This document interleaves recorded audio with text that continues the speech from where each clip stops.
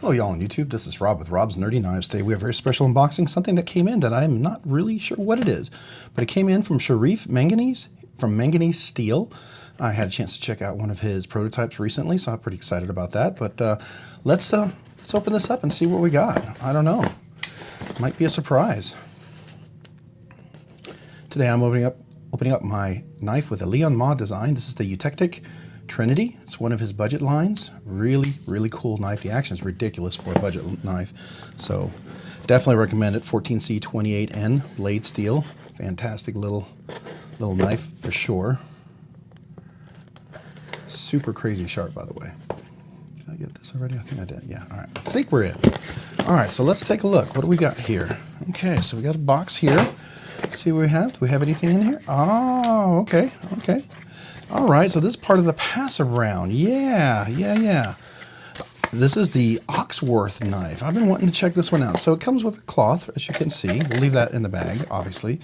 And it comes with the Ochs Worx Certificate Authenticity. This is the Lontra EDX, limited run of 345 M390 blade steel. Obviously, machine, satin high, flat grind. Handle inspection, Purple Haze Fat Carbon, frame lock, titanium screws and spacer, milled bolster lock texture, screw and spacer, anodized. All right, so very cool. Comes with the Ochs Worx sticker if you order that. So let's take a look at this. I've been wanting to check this one out. I've had some of his other ones before. This is the lock side washer for reversing clip carry. All right, so if you wanted to reverse it, there's the other one. All right, so very good. There's one in here, so if you reverse the clip carry. So very cool. All right, so here we go. It's a little guy, just so you know. You can see that. I have large hands, so it's a little guy in here. Beautiful fat purple carbon, you can see that. Nice texturing on here. That's definitely give you some nice texturing. Nice high frame lock bolstered here. Not all the way bolstered, but should be enough. Looks like it's a top flipper also. Dead nut centered. We've got the back spacer. It's got some nice jimping there. It's got a little pin for your lanyard people, so you definitely get that. You got your little clip here, nice and thin. Should be easy in and out of the pocket. Does look like it has a nice curve there. Now this has been part of the pass rounds. Got some dings and stuff on there because people have used this. A little dirty. Let me see. Do I have a cloth over here? I'll have to get one here in just a second. I don't know if that's dirt or scratches. It looks like it's dirt, so I'm able to rub that right off. All right, so there you go. Purple Fat Carbon, looks like all T8s there. Yeah, definitely looks like that. Nice and chamfered all the way around. A little sharp on the edge. I would like that to be a little softer, just my personal opinion. A little sharp tip there, but you know, that's okay. This is nice and rounded. That's the important things. You don't want all that digging in there. All right, so there's the thumb studs. So let's give it a try. Thumb studs are interestingly placed. I hope it's just a straight up push. Oh, it looks like it is. Okay, very good. Oh, I gotta get a clean cloth. Whoever had this last didn't get a chance to wipe it down. So let me do that real quick.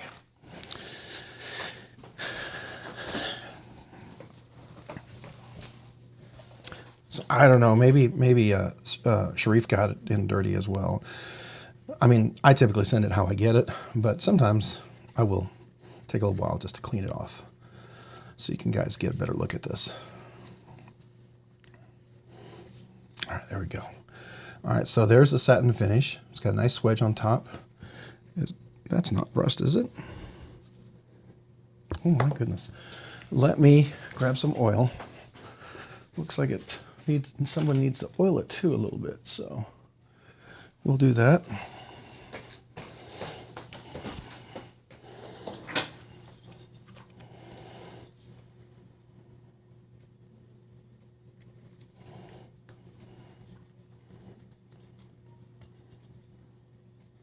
Fortunately, that came right off before it pitted the steel. You don't want the oil to the rust to pit the steel. That always is a bummer. I'll have to weld this down a little bit. All right. So there you go. Nice flat grind satin finish. So let's see.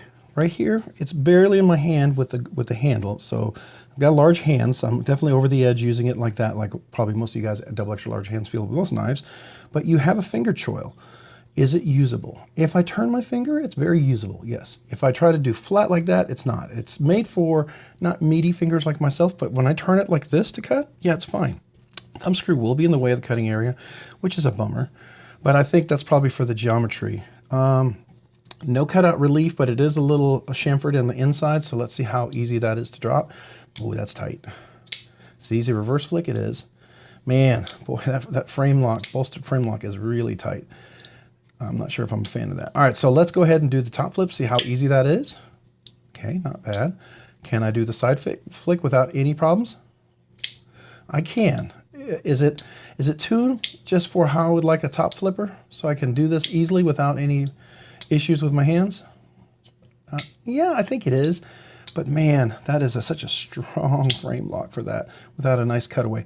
Okay, so I got big meaty fingers and I need access to this. Either this has to be soft enough where I can just push down and get it to open it up, or you got to have a little cutaway for me. And so unfortunately, this is, yeah, it's good. It's not a fidgety knife for big meaty fingers like mine. So that, I'll just tell you that.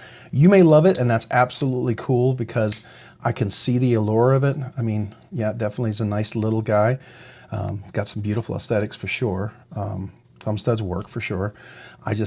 That frame lock is, yeah, I can already tell after a period of time, my finger's going to be pretty sore because I've got one way to do it and one way to do it only. And that's with a lot of pressure pushing in to get in there. If you've got a little thinner finger and you can get in there, it's a little easier, I think, maybe, I don't know. But I would want to tune that a little lighter, but you almost don't really need to because it almost feels like, can I do it left hand? It feels like you could, how about this? How does it work? No, does it work? Yeah, it does. Yeah, you can reverse flick it. So normally I thought you would have a little cutaway, but I guess the angle, because the studs are so low, it's just straight up and it works, right? So straight up and then you're right in there, which is cool. How's the drop? Not quite drop shutty, but you know, a little shake shut. Some people love shake shut. I like drop shut, control drop shut. I don't like it guillotine, right? If you can have a control drop shut, that to me is my ideal detent and drop action. So getting in here, let's see. Yeah, I can do it like that too. I can put my finger up here, use that jimping. That texture is fine. And then I could do low and it works as well, just like that, fine. And then reverse flick works just fine. Now left-handed here, it's a little challenging because I don't have a clip to hold on to, but can I do my little, can I get up here and do this? You can, but you might cut yourself. This is going to be hard to keep my finger out of the way for that. Now if I'm here like this, yeah, I can do that. But because it's such a small knife, that's going to be easy to cut yourself. So that's the only thing with small knives. You don't always get to get the blade out. And as you're coming out, sometimes that blade will come into your hand and you can get a cut. Fortunately, I didn't have enough blade tip there to actually get me. But that is, you know, that's one of those things. It's definitely a cool knife. I know Ochs Worx does fantastic knives. I've had some of his knives before and enjoyed them for a while. And but, you know, I know he has customs that are phenomenal, but this one is a little small for me. I think if you like smaller knives, you'll really, really dig this. My first impressions are good quality, good material. It feels like a Riot made, and I think it is. It's not a captive pivot, so that's one thing. T8s everywhere, it looks like, even on the over travel stop lock bar insert. Thumb studs are cool. Looks like they're anodized to kind of match purplish of the color of the Purple Fat Carbon. Is that what I'm seeing? It feels like a hint of purple there. I don't know. I don't know if that's true, but it sure looks like it. The front flipper is very functional. It does work when you, especially if you have the pocket carry clip. That works really nice. Now it's too small to really be comfortable to do that. I can do it, but you got to make sure you got a good grip on that clip. See, I want to make sure it's out of the way from my hand. I don't want it to get my hand. So if I do that, I want to be able to do that. That's why I can't really do it on the left hand because I don't have anything to hold on to. Even if I do it like this, see, it can slip out. And I don't want it to slip out and cut me. But when I do it this way, sideways like this, I can kind of get in there to keep it like that. You see how I'm saying? I'm keeping it into the meat of my hand and doing that sort of thing. So it's not the ideal. I feel like it'll be a little risky on the left-hand side because it's smaller. I can't really manipulate it as well. But reverse flick works really nice. That's really nice. I got some ink on my hand here, sorry. And then works really great over here. So I like that. So it is nicely rounded all the way around. Like I said, it's a little edgy. It's not sharp. Don't get me wrong. This is not like digging into you sharp, but it's definitely an edge, right? And so after a while, you know, so you can scrape a little bit of the nail off there. It's definitely an edge. It wasn't perfectly rounded. That would have been a nice little touch, at least a little micro chamfering, just something to not have that edge. Because after a while, that can dig into your hands, especially if your hands get sore, if you use this knife a lot in certain scenarios, I think. Not a big deal, right? But it is something to consider. To me, that's a nicer aesthetic for the, I would expect to see that in a knife that's over $300, right? That's an aesthetic I would want to see in a knife that's over $300. And this one is not. So it is over $300, but it's not, it doesn't have that aesthetic. So to me, that's, wish I would like to have seen that. Maybe in future releases they can consider that. To me, that is, those are some small minor things, right? I love the texturing, I love the milling pattern, that is very cool. But to me, having that is a little nicer, and then having a captive pivot would be even better for me, especially when you get into the range of this knife. It is titanium backstop. You can see screws here. It's almost like two screws over here, and that's just because that's a steel bar, that's an insert to cover for it. Can be a lefty and righty, so it's definitely left-handed carry, left-handed tip up, so lefties rejoice. This is definitely a lefty kind of knife, so that is something definitely worth considering. Now it is going to be, you know, a frame lock that you're going to have to manipulate like a left-handed, right? So when you're over here, you're doing that and then probably dropping it like that, whereas in the right hand, you can do that, drop it on your nail and drop it. Because I don't really, do you? Yeah, how would you drop it on your nail without, you know, to me, I don't know. I'm not a lefty.